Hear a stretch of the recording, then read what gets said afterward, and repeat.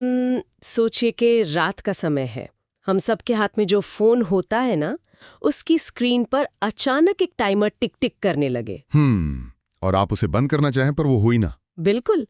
आप power button दबा रहे हैं, स्क्रीन पर उंगलियां रगड़ रहे हैं, लेकिन वो डिवाइस कुछ मान ही नहीं रहा है। और उस उल्टी गिनती के ठीक ऊपर सिर्फ एक लाइन चमक रही है, स्टेटस डेड। आज के इस डीप डाइव में ना, हम एक ऐसी ही रोंगटे खड़े कर देने वाली कहानी की गहराई में उतरने वाले हैं। जी, इस कहानी का नाम है black profile, the countdown to zero. सही कहा। और हमारा मिशन आज इस कहानी में छुपे उस मनोवैज्ञानिक डर और जो टेक पैरानोया होता है ना, उसे डीकोड करना है। मतलब तकनीक से जुड़ी वो गहरी घबराहट। हम देखेंगे कि कैसे एक रोजमर्रा का डिवाइस किसी की मौत का फरमान बन सकता है। और इसके लिए जो कहानी है उसका मुख्य किरदार रवि है। वो एक बहुत ही भीड़-भाड़ वाले इलाके के साधारण साइबर कैफे में काम करता है। हाँ, दिन भर लोगों के खराब फोन, टूटी स्क्रीन्स और हैंग होते लैपटॉप ठीक करना ही उसका काम है। हम सबने भी तो कभी ना कभी कोई डिवाइस ठीक करने की कोशिश की है ना। बिल्कुल की है। एक मशीन को खोलना, उसके तारों को समझना बहुत आम बात लगती है। वही तो। लेकिन सोचिए, क्या हो जब कोई डिवाइस सिर्फ मशीन न होकर एक ऐसा जाल बन जाए जो आपके अस्तित्व को ही मिटा दे। यार, इस कहानी की सबसे बड़ी ताकत ना इसकी शुरुआत में ही छिपी है। मतलब डर पैदा करने के लिए ये किसी पुरानी खंडर हवेली या किसी सुनसान जंगल का सहारा नहीं लेती। हाँ, बल्कि एक ऐसी जगह जहाँ रोजमर्रा की चहल पहल है, एक साइबर कैफे। बिल्कुल। कीबोर्ड के खटखट, मशीनों की आवाज और तारों का जाल। जब कोई खौफनाक घटना ऐसे यथार्थवादी माहौल में घटती है ना, तो वो दिमाग पर बहुत गहरा मनोवैज्ञानिक वार करती है। मतलब हम मान कर चलते हैं कि दिन के उजाले में कोई खतरा नहीं हो सकता। सही बात है। हमारा दिमाग सोचता है कि रोजमर्रा के कामों के बीच सब सुरक्षित है। ये सुरक्षा का भ्रम ही है जिसे ये कहानी सबसे पहले तोड़ती है। पर क्या इंसानी दिमाग सच में इतना कमजोर है?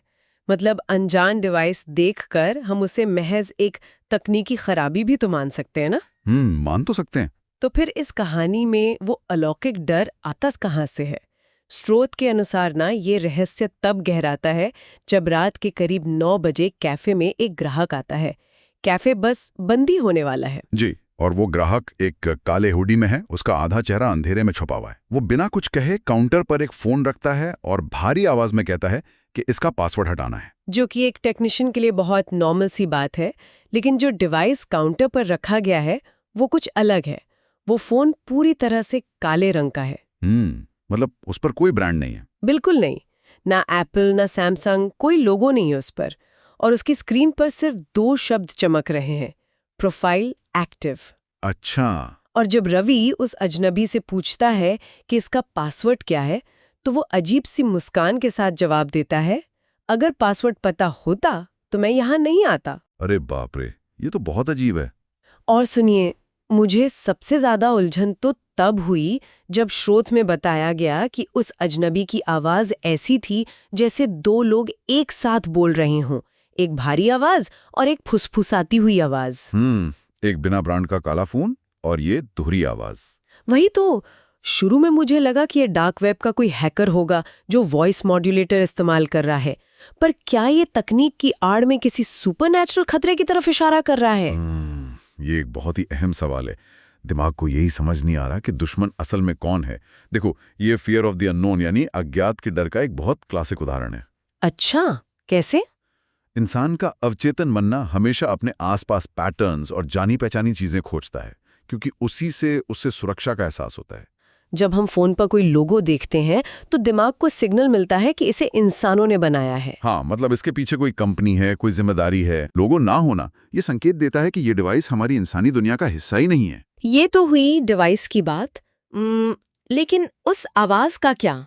2 लोगों का एक साथ बोलना तो अजीब सी सिहरन पैदा कर देता है। हाँ, वो दोहरी आवाज इस बेचैनी को एकदम चरम पर पहुंचा देती है। ये इंसान को उस धुंधली रेखा पर खड़ा कर देती है जहां दिमाग तय ही नहीं कर पाता कि लड़ना किससे है। मतलब क्या ये कोई हैकर है जिसे पुलिस पकड़ेगी, या कोई वायरस है? वही तो। या फिर ये किसी ऐसी दुनिया की चीज है जिस पर हमारा कोई जोर ही नहीं। जब खतरा परिभाषित नहीं होता ना, तो बचाव का हर तरीका बेमानी लगने लगता है। खतरा परिभाषित ना होने वाली बात बहुत दिलचस्प है, और शायद इसीलिए रवि शुरुआत में इसे खतरे की तरह नहीं देखता। वो बस एक तकनीकी चुनौती मानता है उसे। बिल्कुल। एक मैकेनिक की पहली आदत मशीन ठीक करने की होती है। तो रवि उस बिना लोगो वाले फोन का पासवर्ड क्रैक करने के लिए उसे केबल से अपने पीसी से कनेक्ट कर देता है। और यहीं से वो डिजिटल खतरा हार्डवेयर से निकलकर सॉफ्टवेयर में घुस जाता है। एकदम सही।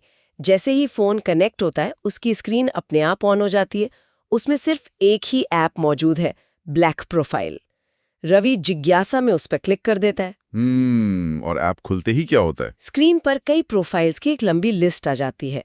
हर प्रोफाइल पर एक इंसान की फोटो है और सबसे खौफनाक बात बताऊं, क्या? हर फोटो के ठीक नीचे लाल रंग में एक ही स्टेटस लिखा है, स्टेटस डेड। अरे बाप रे, ये तो एक तरह का डिजिटल कब्रिस्तान है।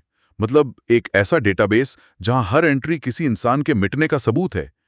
यह सिस्टम बहुत विशाल है जो लोगों को निगल रहा है। और ये सिस्टम रवि को भी नहीं बख्शता। रवि सोच ही रहा होता है कि क्या ये कोई मजाक है, तभी उस लिस्ट की आखिरी प्रोफाइल स्क्रीन पर पूरी तरह खुल जाती है। उसमें किसकी फोटो थी? उसमें किसी और की नहीं, खुद रवि की फोटो लगी है। वही कपड़े, वही कैफे का बैकग्राउंड, और नीचे जो स्टेटस है वो बाकियों से अलग है। वहां लिखा है स्टेटस एक्टिव। और उसके नीचे वो टाइमर? हाँ, 2 घंटे 13 मिनट और 44 सेकंड। रवि झटके से पीछे मुड़ता है तो देखता है कि काउंटर पर खड़ा वो हुडी वाला अजनबी गायब हो चुका है। कैफे का दरवाजा हवा में झूल रहा है और सड़क एकदम सुनसान है। तो रवि ने फोन बंद करने की कोशिश नहीं की? घबराहट में उसने तुरंत फोन बंद करने की कोशिश की, पीसी से केबल निकाला, लेकिन फोन बंद ही नहीं हुआ। स्क्रीन पर बस एक आखिरी मैसेज आया, अब तुम जुड़ चुके हो। ये तो बहुत भयानक है। ईमानदारी से कहूं तो मुझे ये लिटरली एक डिजिटल वीनस फ्लाई ट्रैप की तरह लगा। वो पौधा जो शिकार के पीछे नहीं भागता, बस इंतजार करता है। अजनबी ने हमला नहीं किया, रवि खुद फंसा अपनी जिज्ञासा से। बिल्कुल, वीनस फ्लाई ट्रैप का ये रूपक इसे बेहतरीन तरीके से समझाता है।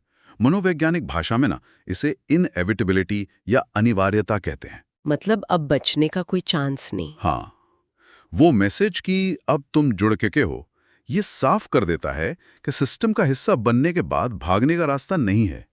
ये दलदल की तरह है, जितना हाथ पैर मारेंगे उतना धंसेंगे। सही बात है।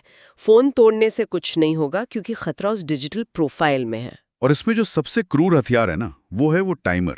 पर टाइमर देखकर तो इंसान को एक्शन लेना चाहिए ना। अगर समय कम हो रहा है तो इंसान को भागना चाहिए। रवि बस वहीं फ्रीज क्यों हो गया? क्योंकि देखो, हमारा दिमाग इस तरह के डिजिटल खतरों के लिए प्रोग्राम्ड ही नहीं है। इंसान का सर्वाइवल इंस्टिंक्ट भौतिक खतरों से निपटने के लिए बना है। जैसे कोई जंगली जानवर सामने आ जाए तो? बिल्कुल, तब दिमाग फाइट या फ्लाइट मोड में चला जाता है, लड़ो या भागो। लेकिन जब एक टाइमर स्क्रीन पर टिक टिक कर रहा हो तो वो एक अदृश्य खतरा बन जाता है। दिमाग को समझ ही नहीं आता कि किस दिशा में भागें। वही बात है, किस दुश्मन पर वार करे। ये टाइमर ऐसा दबाव बनाता है कि शिकार सुन्न हो जाता है। वो बस अपना समय रेत की तरफ फिसलते हुए देखता रहता है। यार, ये सोचकर ही अजीब सी घुटन महसूस होती है। लेकिन डिजिटल दुनिया का सबसे बड़ा खौफ ये है कि वो स्क्रीन तक सीमित नहीं रहती, वो असल दुनिया में घुसपैठ करती है। जी, और कहानी का अगला हिस्सा ऐसे बहुत ही भयावह तरीके से पेश करता है। हाँ, रवि अपना कैफे बंद करके घर भागता है। रास्ते भर उसे लगता है कि कोई उसका पीछा कर रहा है। वो जितनी बार भी खड़ी कारों के शीशे में देखता है, उसे अपनी परछाई के ठीक पीछे एक और लंबी काली परछाई दिखती है। और रात के ठीक 12 बजे रवि अपने कमरे में पहुंचता है। बिल्कुल, दरवाजा अंदर से बंद करता है। फोन अब भी हाथ में है और वो खौफनाक टाइमर गिरकर 47 मिनट 11 सेकंड पर आ चुका है। तभी अचानक उस ऐप से एक नया नोटिफिकेशन पॉपअप होता है, टारगेट नियर बाय। यानी टारगेट पास है। हाँ, उसी पल रवि के कमरे की लाइट तेजी से झपकने लगती है और फिर बंद दरवाजे पर धीरे धीरे दस्तक होती है, ठग ठग ठग। बाप रे! ये घटनाक्रम ऐसा है जैसे आपकी लोकेशन ट्रैक करने वाला कोई फूड डिलीवरी ऐप अचानक आपको नोटिफिकेशन दे कि कोई जानलेवा खतरा आपके दरवाजे पर खड़ा है। डिजिटल अलर्ट का भौतिक दस्तक में बदलना, ये कहानी का वो बिंदु है जहां इंसान की सबसे बड़ी मनोवैज्ञानिक सुरक्षा ढह जाती है। वो कैसे? देखो, हम इंसान अपने घर को एक अभेद्य किले की तरह देखते हैं। हमें लगता है बाहर चाहे जो खतरा हो, एक बार कुंडी लगा ली तो हम सुरक्षित हैं। लेकिन यहाँ वो सुरक्षित कमरा ही एक जाल बन चुका है। ऐसा लगता है जैसे घर अब एक बंकर नहीं बल्कि एक पिंजरा बन गया है। बिल्कुल, वो नोटिफिकेशन का दस्तक में बदलना साबित करता है कि ईंट या लकड़ी की कोई भी दीवार इस डिजिटल संक्रमण को नहीं रोक सकती। ये डर सीधे उस निजी जगह में आ जाता है जहां हम खुद को सबसे सुरक्षित मानते हैं। वो घबराहट में चिल्लाता है कि कौन है। पर बाहर से कोई जवाब आता है क्या? नहीं, वो दरवाजे से दूर हटता है। तभी उसके हाथ में पकड़े फोन पर एक नया मैसेज आता है, डोंट ओपन, यानी दरवाजा मत खोलना। ये मैसेज अपने आप में एक बहुत बड़ा मनोवैज्ञानिक खेल है। वो तो है। ये शिकार को सोचने पर मजबूर करता है कि सिस्टम शायद उसकी मदद कर रहा है, जबकि असल में वो उसे आखिरी जाल में धकेल रहा होता है। हाँ, और असली खौफ तो इसके ठीक बाद शुरू होता है। उस मैसेज के आते ही दरवाजे के नीचे की दरार से एक तस्वीर अंदर सरक कर आती है। अच्छा। रवि कांपते हाथों से वो तस्वीर उठाता है और उसे देखकर उसकी चीख निकल जाती है। उस फोटो में रवि को अपना ही दरवाजा खोलते हुए दिखाया गया है, लेकिन सबसे भयानक बात यह है कि फोटो में रवि के ठीक पीछे एक बेहद लंबी काली आकृति खड़ी है। अरे बाप रे। टाइमर अब बस 1 मिनट 9 सेकंड पर है। रवि रोते हुए पूछता है कि ये क्या है, तुम लोग कौन हो? और फोन से वही दोहरी आवाज गूंजती है। हर एक्टिव प्रोफाइल अगला बनता है। और दस्तक तेज हो जाती होगी। हाँ, दरवाजे पर हिंसक दस्तक होती है, धड़ धड़ धड़। टाइमर 10 सेकंड पर आ जाता है। कमरे का तापमान बर्फ जैसा ठंडा हो जाता है। रवि पीछे हटते हुए दीवार से टकराता है और फिर टाइमर खत्म होता है, 0। फिर क्या होता है? पूरा कमरा अंधेरे में डूब जाता है। उस अंधेरे में सिर्फ फोन की स्क्रीन चमकती है। रवि की प्रोफाइल अपडेट होती है और नया स्टेटस आता है, स्टेटस डेड। लेकिन यार, यहाँ इस दृश्य ने मुझे पूरी तरह उलझा दिया है। रवि ने तो दरवाजा खोला ही नहीं था ना। सही बात है। तो दरवाजा खोलने से पहले ही वो तस्वीर अंदर कैसे आ गई जिसमें वो दरवाजा खोल रहा है? और सबसे अजीब बात, अगर परछाई दरवाजा खुलने का इंतजार कर रही थी, तो वो तस्वीर में रवि के पीछे यानी कमरे के अंदर कैसे खड़ी थी? यही इस पूरी कहानी का मास्टर स्ट्रोक है। यही वो पल है जहां कहानी वास्तविकता और समय के सारे नियमों को चकनाचूर कर देती है। मतलब? तस्वीर का दरवाजा खोलने से पहले ही सामने आ जाना ये दिखाता है कि ये खतरा समय के सीधे प्रवाह से नहीं बंधा है। वो भविष्य दिखा रहा है, एक ऐसी नियति जिसे टाला नहीं जा सकता। ओहो, तो क्या वो दरवाजे की दस्तक बस एक छलावा थी? बिल्कुल। और जो बात आपने परछाई के कमरे के अंदर होने की कही ना, ये डर का सबसे उच्चतम स्तर है। जब दस्तक हो रही थी, रवि का ध्यान दरवाजे पे था। उसे लगा खतरा बाहर है। हाँ, लेकिन सच्चाई ये थी कि खतरा कभी बाहर था ही नहीं। जब रवि ने उस बिना लोगो वाले फोन को अपने पीसी से जोड़ा था, उसी पल वो खतरा उसके साथ बंद कमरे में आ चुका था। हे भगवान! ये एक वायरस की तरह है जिसे आप खुद सिस्टम में डाउनलोड कर लेते हैं। उसके बाद आप डिवाइस को कितने भी तालों में बंद कर लें, वायरस तो अंदर ही है। ये एहसास कि जिससे बचने के लिए आपने खुद को कमरे में बंद किया है, वो पहले से ही आपके कंधे के पीछे है। ये दिमाग को तोड़ देता है। सच में ये बहुत खौफनाक है। शिकार को लगता है वो लड़ रहा है, पर वो बहुत पहले ही हार चुका होता है। और कहानी का जो अंत है ना, वो इस डर को कभी न खत्म होने वाले मौत के लूप में बदल देता है। जी, क्योंकि अगली सुबह पुलिस वहां पहुंचती है। हाँ, पुलिस को रवि का कमरा पूरी तरह से खाली मिलता है। रवि का कोई नामो निशान नहीं है। बस जमीन पर वो बिना ब्रांड का काला फोन पड़ा है। स्क्रीन पर वही ब्लैक प्रोफाइल ऐप अब भी खुला है। लेकिन इस बार कुछ अलग था। बिल्कुल। सबसे नीचे एक नया स्टेटस चमक रहा है, एक्टिव।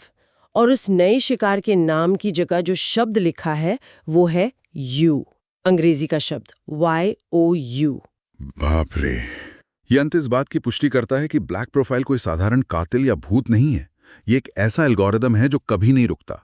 मतलब ये चलता ही रहेगा। हाँ, हर शिकार अगले शिकार तक पहुंचने का सिर्फ एक माध्यम है। जब रवि उस ऐप का हिस्सा बना तो वो खुद भी उस सिस्टम का एक पुर्जा बन गया। ये डिजिटल अमरता का एक बहुत ही विकृत रूप है। तो अगर हम इस पूरे विश्लेषण को एक धागे में पिरोएं, तो हमने देखा कि कैसे ये कहानी एक बिल्कुल साधारण जगह से शुरू होती है, फियर ऑफ द अननोन के जरिए आगे बढ़ती है और फिर एक डिजिटल दुस्वप्न में बदल जाती है जहां दीवारें भी नहीं बचा पाती। और इससे सिर्फ एक डरावनी कहानी तक सीमित नहीं है। अच्छा? हाँ, ये आज के दौर में तकनीक पर हमारी अति निर्भरता और उससे जुड़े गहरे अवचेतन डर का बहुत सटीक चित्रण है। ये सवाल उठाती है कि जब कोई भी नेटवर्क से जुड़ता है तो असल में वो किसे अपनी जिंदगी में आने दे रहा है। और ये हमें बहुत ही अहम बिंदु पर लाकर खड़ा कर देता है। इस कहानी को खंगालने के बाद एक विचार उभर कर आता है जो सीधे तौर पर स्रोत में तो नहीं है, लेकिन ये एक स्वाभाविक और डरावना निष्कर्ष है। जी बिल्कुल। ये डीप डाइव हमें सोचने पर मजबूर करता है कि आज के दौर में इंसानों की डिजिटल प्रोफाइल उनकी असल जिंदगी से कहीं ज्यादा ताकतवर और अमर हो चुकी हैं। हम सब जब रोजाना इंटरनेट इस्तेमाल करते हैं तो जाने अनजाने में अनगिनत एग्रीमेंट्स और नियमों को बिना पढ़े ही एक्सेप्ट कर लेते हैं। सही कहा। हम अपनी मर्जी से अपनी जानकारी किसी अदृश्य सिस्टम को सौंप देते हैं। वही तो। क्या ये संभव नहीं है कि ये सारे डिजिटल कॉन्ट्रैक्ट्स उसी ब्लैक प्रोफाइल ऐप की तरह काम कर रहे हों, जहां इंसान अपनी आज़ादी किसी ऐसी ताकत को दे रहा है जो बैकग्राउंड में उसके लिए एक अदृश्य काउंटडाउन चला रही है? एक डिजिटल वीनस फ्लाई ट्रैप जिसे हमने खुद अपनी सहूलियत के लिए एक्टिवेट किया है। बिल्कुल। ये एक ऐसा सवाल है जो देर तक पीछा करता है कि जब भी कोई इंसान किसी नए ऐप को डाउनलोड करते समय या किसी अनजान लिंक पर आंख मूंद कर अग्री का बटन दबाता है, तो क्या वो अनजाने में किसी ऐसी प्रोफाइल को तो एक्टिव नहीं कर रहा जिसका टाइमर बस अभी-अभी शुरू हुआ है?